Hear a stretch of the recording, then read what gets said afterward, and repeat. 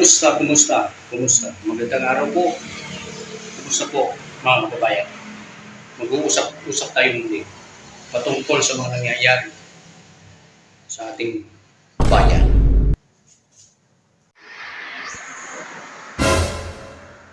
Alam niyo po ba na sa sarili ko ay mayroong 10 panghimpapawid na sasakyan?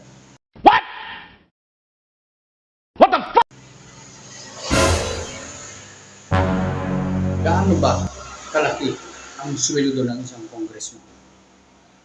Bakit makakabili ng mga ganong klaseng sasakyan?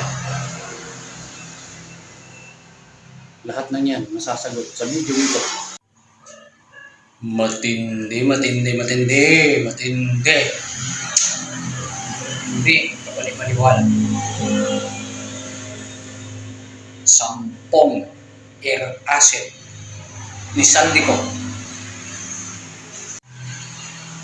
Yung congressman, kaya ba niyang bumili ng isang helicopter sa kanyang isang buwan na sahod? Tanong ko lang. Kay Saldico, 10 air asset. Paano masabi? Yung 3 nakalabas na sa Pilipinas. Nasa ibang bansa na. Paano nakalabas? Paano nangyari? Sa video ito, malalaman po ninyo yung mga kasagutan. Ano ang nangyari? Bakit nakalabas? Kaya ba niyang bumili? Kung congressman lang siya, kaya ba niyang bumili ng ganong karaming sasakyang panghimpapawid? Air asset 10? Itong si Saldi. Yung mga gustong bumili, halimbawa, individual, gustong bilhin yung helicopter niya o kaya aeroplano niya na nasa ibang bansa, taga-ibang bansa, bibili. May peligro, may kaakibat na peligro. Mapapanood po ninyo sa video ito. Subaybayan po ninyo. Magandang umaga po, General. Magandang umaga po, Sir Ted. Magandang umaga po, Ma'am Serena. Maraming salamat po sa inyong panyaya. Bumabati po ako sa ating mga tagapakinig. Ay, salamat po at mabuhay po, General. General, yung po munang report po na nakalabas na po ng bansa ang ilang air assets ni dating Congressman Zaldico. Kumpirmado ho ba ito? Totoo po yan. Meron ng 3 air asset na nakalabas.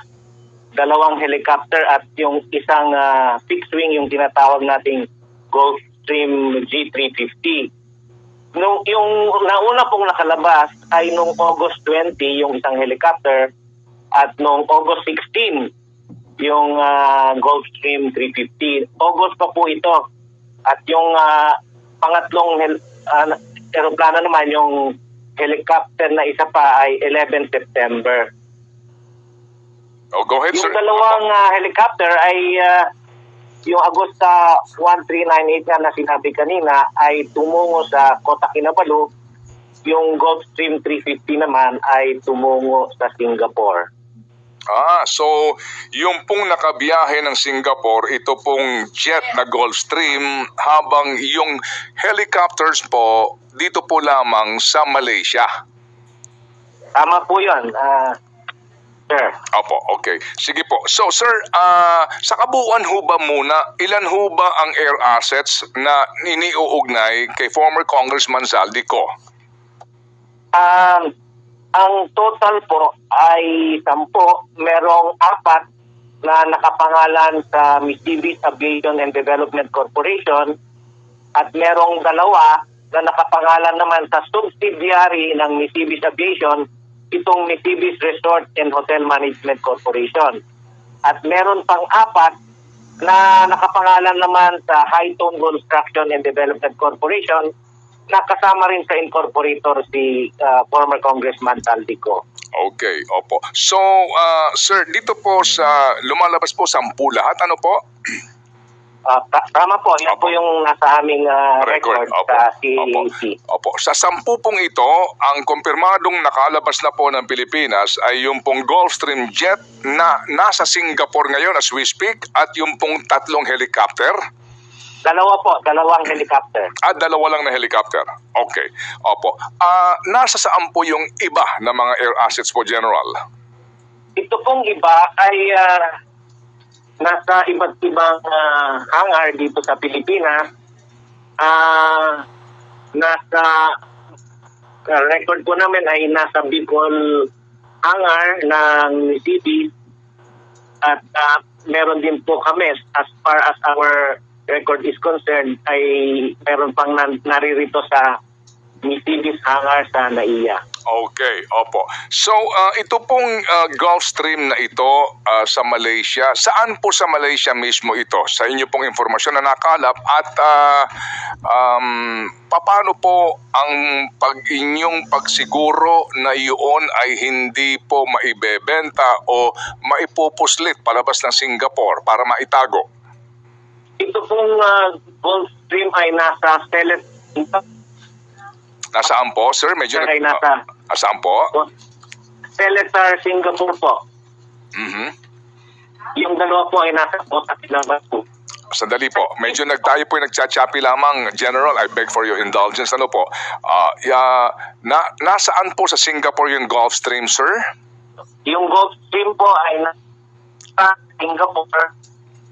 Sandali. Yung dalawang Agusta 139 ay parehong nasa Kota Kinabalu. Opo, sandali po lamang, General, nagpuputol-putol lang po tayo. Sana po, pagpasensyahan niyo po kami. Ayusin lang po namin po yung linya. Opo, para po maayos po ang ating ugnayan. Okay na ba ang ating linya? Kasi nga, cellphone po ang ating ginagamit. And as we all know, we are in the republic called the Philippines. And the cellphone and the cellular service is always at par. Habang inaantay natin siya, ano ba yung dinig ko? Ayun na, nandyan ulit.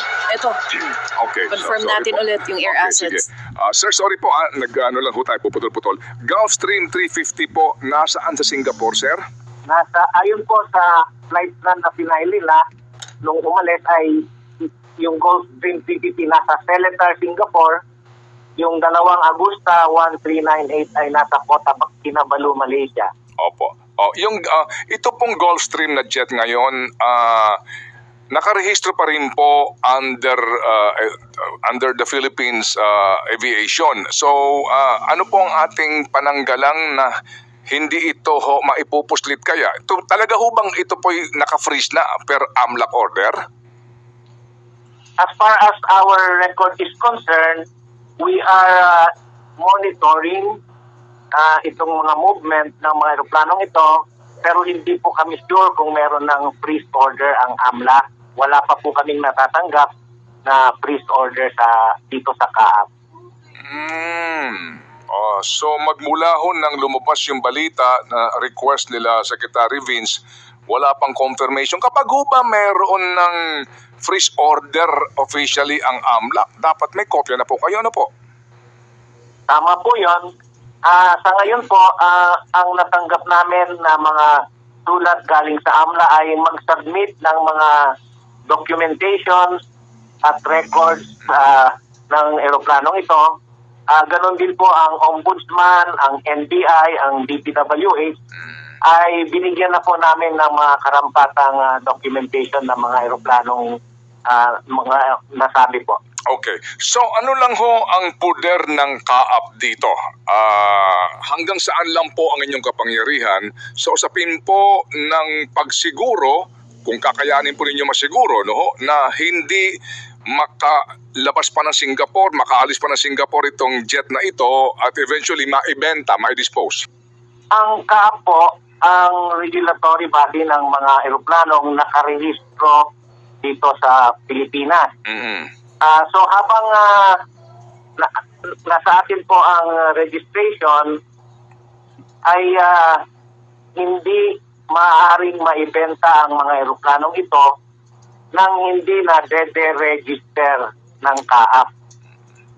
Sa ngayon po ay hindi pa na-de-register ang mga eroplanong ito, although nagkaroon po sila ng attempt, nag-request po sila ng de-registration.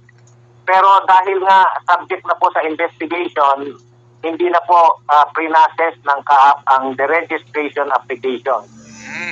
Kailan po nag-apply ng deregistration itong mga kumpanya na nagmamay-ari ng naturang mga air assets? Sir, sa inyo pong opisina, kailan sila nag-attempt? Lahat ho ba nung 10 ay sinubukan na i-deregister? Hindi po. Yung 3 lamang po ang nag-apply for the registration. Yung una, sir, yung unang helicopter nag-apply. Umalis siya ng August 20 at nag-apply ng deregistration ng 14 September. Yung Gulfstream umalis ng 16 August tungo Singapore at nag-apply ng deregistration noong 18 August. Yung isa pong helicopter na Agusta umalis noong September o Kota Kinabalu, nag-apply ng deregistration nitong 15 September. So yun ho. Ang Go ahead. ibig sabihin po, nakaalis na sila ng Pilipinas noong magsipag-apply ng deregistration yung 3 eroplano concert. Opo. Yan ho bang registration process ay dapat personal na nilalakad sa CAAP? Paano po ba ang inyong panuntunan, General? May mga proseso po na sinusunod. Unang-una, nag-a-apply ng letter of intent na gusto nilang magpa-register. Tapos, nag-fill up sila ng yung notarized application form na form ito po ng CAAP at kailangan notarized. Pinipresent nila yung original certificate of registration, original certificate of worthiness. May katibayan po na bayad sila ng mga fees at saka yung sinasubmit nila yung notarized deed of sale na original at saka clear sa lahat ng derogatory claims, liens, and encumbrances. Yan po yung mga hinihingi ng CAAP. Pagka nasubmit po nila yung kumpletong mga requirements, ini-evaluate po ng CAAP, tini-check yung kung verification po ng mga signatures at authorization at tinatanong din ng CAAP kung ano ang intention, bakit at kung ito ba ay may coordination na doon sa state na kung sakali man ay plano nilang ipa-register yung aircraft pagka natapos ng ma-register dito. Meron din pong mga situation na ang mga nagpapa-deregister ng aircraft ay yung mga talagang wala nang economic value, yung mga scrap na at saka yung mga idodonate sa mga museum o sa mga education purposes. Dito po sa sa mga involved na 3 eroplano, ang pakiwari po namin ay may intention nga na ibenta dahil napakagandang eroplano mga ito. Ang intention ay mawala lang sa regulatory powers ng CAAP at malaya na nilang magawa kung ano man ang gusto nila, kung ibenta man o ano pa. So ito po yung mga process at mga requirements Manong Ted. Opo. So, General po, yung 2 kasing Agosta na helicopter, ito yung pinakamahal sa kanilang air assets. Ito yung pinakamodelo, kumbaga, ano po, General? Pati yung Gulfstream, ano? Tama po. Yung mga bagong eroplano ito at mga talagang mga mamahalin. Opo. Sa listahan ng kanilang mga air assets, ito yung mga pinakamahal at modelo. Kaya sana nga, gusto nilang i-dispose, obviously. So, kumbaga, kapag ikaw magbebenta sa abroad, hihingian ka noong bibili, kung saan mo ipaparehistro yan, hihingian ka ng dokumentong ito na clearance, kumbaga, sa local sa ating CAAP. Ano po? Tama po yun. Hihingin ng recipient country yung deregistration certificate na manggagaling sa CAAP. Pag wala po silang maipakitang deregistration certificate na galing sa CAAP, hindi po nila maire-register yung eroplanong yon sa ibang bansa. Opo. Lalabas na colorum, kumbaga, ano po, General, no? Tama po. Meron, kung sakasakali ho ba, meron ba hong pananagutan ang sinumang individual sa labas ng bansa, ano po, na bibili ng mga gantong eroplano o helicopter ng walang karampatang dokumento gaya po nitong deregistration sa ating bubang panuntunan? Would you know, General? Meron po dahil ayon ho sa panuntunan ng International Civil Aviation Organization, ito ang sinusunod ng mga Civil Aviation Authority ng 193 countries. Ang registration po ng eroplano ay dapat sa isang nationality lang. Hindi pwedeng magdoble ang registration ng eroplano sa dalawang bansa. Kaya, pero pwede pong i-transfer ang registration ng eroplano. Ngayon, kung hindi naman na-register dito sa Pilipinas, talagang hindi pwedeng ma-register sa ibang bansa dahil nga ang nakasaad sa ICAO, International Civil Aviation Organization issuances, isang nationality lang dapat ang mini-maintain ng eroplano. Ayun, opo. General, kapag ho ba maglabas na ng actual freeze order ang AMLAC sa air assets na ito, pwede na bang ano ang disposisyon po ng CAAP dito po sa tatlong air assets po na nasa labas ng Pilipinas? Unang-una po, ang pwede namin gawin ay makipag-coordinate sa Civil Aviation Authority ng mga bansa kung nasaan itong mga eroplano. Ipapahiwatig natin sa Civil Aviation Authority ng Singapore o Malaysia na meron ng freeze order ang gobyerno natin at hihingi tayo ng tulong na i-implement kung ano man ang recovery procedures ng gobyerno po natin.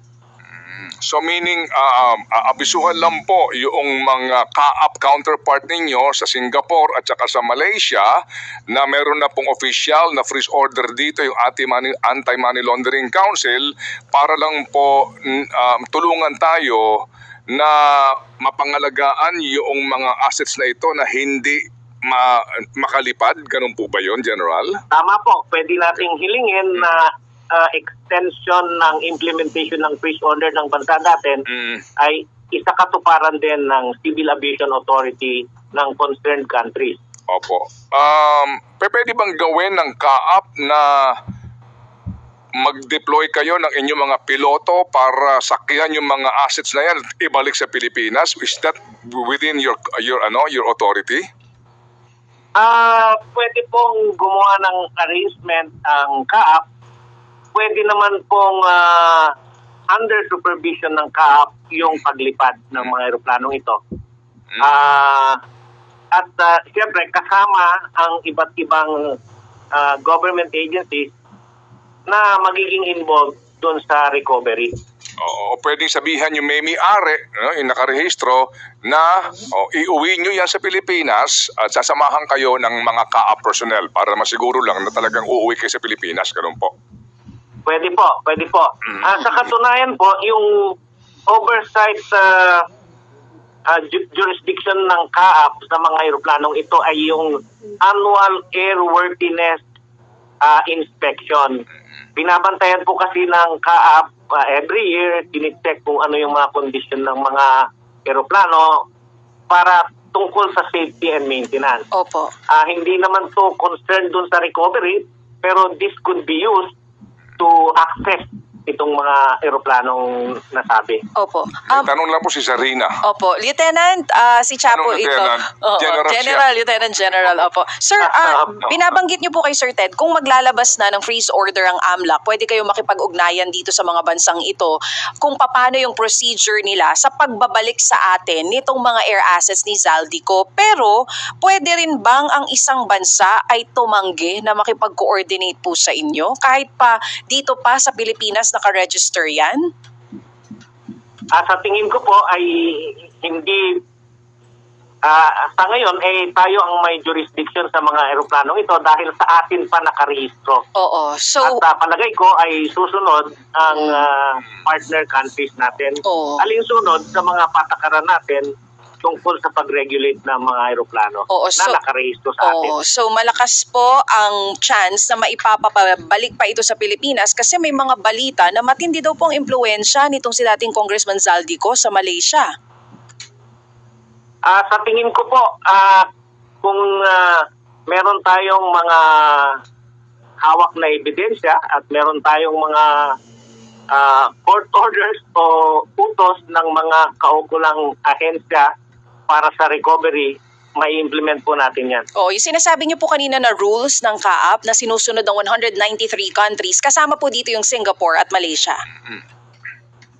Tama po. At ayon po sa aming research, pinacheck ko po, the Civil Aviation Authority of other countries, of concerned countries, cannot refuse kung merong tayong freeze order na may Oh, papalabas. that's good news. Cannot refuse. Kasi ano yan, oo. reciprocal yan eh. Sa kanila nangyari, tayo din po ganon, di po ba? Ano po, General? No? Ito po ay ayon sa ating bilateral agreement Opo. with the concerned countries, yung Civil Aviation Authority Agreement. Opo. Kaya ano nga, kumbaga nga, kapag sa kanila nangyari, tayo din po yung makikipagtulungan. So General, ito pong mga nandito ngayon, bagamat wala pa pong freeze order ang AMLAC, ano po ang tawag sa kanila? Aircraft of interest, ano po ang tawag sa kanila ngayon ng CAAP po dito sa mga ito po yung binabantayan ng mga tauhan nyo? Ito ay mga closely monitored aircraft. Bawat lipad po nila ay humihingi sila ng mga kaukulang clearances. Kung domestic, meron mga requirements ang na kailangan nilang i-comply, kagaya ng mga flight plans. Pag international flight naman, kailangan silang humingi ng exit plan, exit permit sa CAAP, at saka kailangan silang mag-submit ng flight plan na kasama doon yung mga manifesto ng mga pasahero. So, ang ating mga airports naman ay may abiso na bantayan itong mga aeroplanong ito at ipaalam kaagad kung meron mga request for flights or request for exit permit. Opo.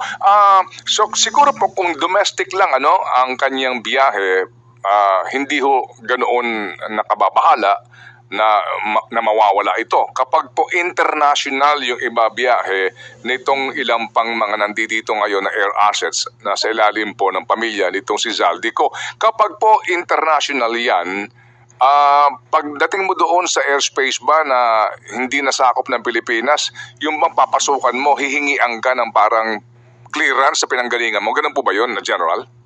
Tama po yun. Ang tinatawag po dyan ay overflight clearance. Kasi po merong tayong tinatawag na flight information region ang mga bawat bansa. Pag tumeko pang isang eroplano at mag-e-exit na siya sa flight information region ng Pilipinas, kailangan naka-coordinate na doon sa airspace ng bansa na pupuntahan o dadaanan. Ayun, opo. Sige, so sir, ano po ang record nitong tatlong na nakalabas? Sino mga pasahero nito? Meron ba silang pasahero nung lumabas?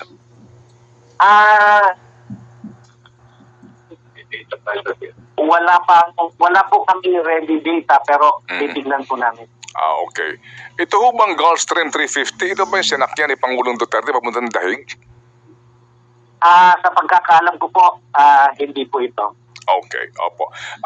General, sir, alam po naman natin na maliban po kay Ginoong Zaldico, may mga nababanggit na po na ilang pong mga opisyal ng gobyerno na posible na masangkot nga sa skandal. Meron ba kayong mga binabantayan na air assets ng ilang pong mga contractors o congressman? At tinignan na po namin ang mga record ayon na rin sa request ng DPWH. May mga binigay silang mga pangalan ng mga individuals at pangalan ng mga korporasyon na pwedeng nagmamay-ari ng mga aeroplano. Sa ngayon po, wala nang iba aside from this, kundi ito pong QM Builders. Tinitignan po namin ang detalye na nagmamay-ari ng isang Bell 505. QM Builders, yung construction company. Opo. So far po, sila pa lang. Opo, sila pa lang po at wala nang iba ang nagmamay-ari ng eroplano sa mga pangalan at korporasyon na binigay ng DPWH. Batay na rin po sa aming record. Opo. Si dating House Speaker Martin Romualdez po. Tinignan po namin ang aming record pero sa katotohanan wala pong nakapangalan sa kanya na eroplano o sa kumpanya na pag-aari niya. Opo. Ayon sa aming Opo. exhaustive na pag-check ng aming mga files. Opo, sa official record kumbaga, no po ng kaap. Opo. Opo. Kasi nga you base everything on record, no? Opo, naunawaan Yes, po sir. na. Okay, sige po. So sir, sa ngayon po, no, meron bang ugnayan ang kaap sa government agencies, ICI man yan, o Ombudsman o DOJ, para po dito sa freeze order? Kasi yung talagang legal basis nyo, yung freeze order, hanggat wala yan, puro lang ho tayo monitoring. Meron ba kayo ugnayan na ginagawa ngayon, sir? Unang-una po, yung nung umpisa pa man, may ugnayan na kami sa DPWH. Meron din kaming coordination sa AMLAC, humingi sila ng mga dokumento, ang Ombudsman, ang NBI. Nitong huli po ay naanyayahan kami sa ICI meeting at nandun na nga po na humihingi rin sila ng mga karampatang dokumento related sa mga aircraft. So yun po ang aming linkages sa other agencies. Opo, okay. Sige po. Ang mga diskaya ho ba, walang mga air assets? Wala ko kaming nakita air asset na nakapangalan sa kanila o sa kumpanya nila. Baka walang payong ang Augusta at ang baka walang payong. Opo. Anyway, sige po. So sir, alam niyo ho, General, kami po nagagalak sa inyo pong pagpayag sa panayam na ito. Mas naiintindihan na po namin ang sitwasyon, ang mga kaparaanan, ang mga panuntunan dito nga po sa jurisdiction ng Philippine government dito po sa mga questionabling air assets sa pinag-uusapan po natin. At muli ho kami tatawag, kung sakali po may development po para inyo ito'y maipaliwanag at malaman po ng ating mga kababayan na ang kaap po ay ginagawa ang responsibilidad dito po sa isyong ito. Maraming salamat po, Manong Ted, Ma'am Cha. Bakit kaya hindi nila ibalik dito sa Pilipinas si Saldico? Ano ang dahilan? Si dating President Rodrigo Duterte, ilang oras lang, nadala na niya sa Netherlands. Si Alice Go noon. Natatandaan po ninyo si Alice Go? Mayor ng Tarlac. Naibalik nila dito sa Pilipinas. Pero si Saldico, mayroon na ba kayong kilala? Isang personalidad na naipakulong ngayon dahil sa mga illegal na trabaho. Ang alam ko lang, ang dating President Rodrigo Duterte at si Pastor Kibuloy. Yun pa lamang ang naipapakulong nila. Si dating President Duterte doon pa sa malayong lugar. Maliban sa kanila, wala na. Ito, tanong lang,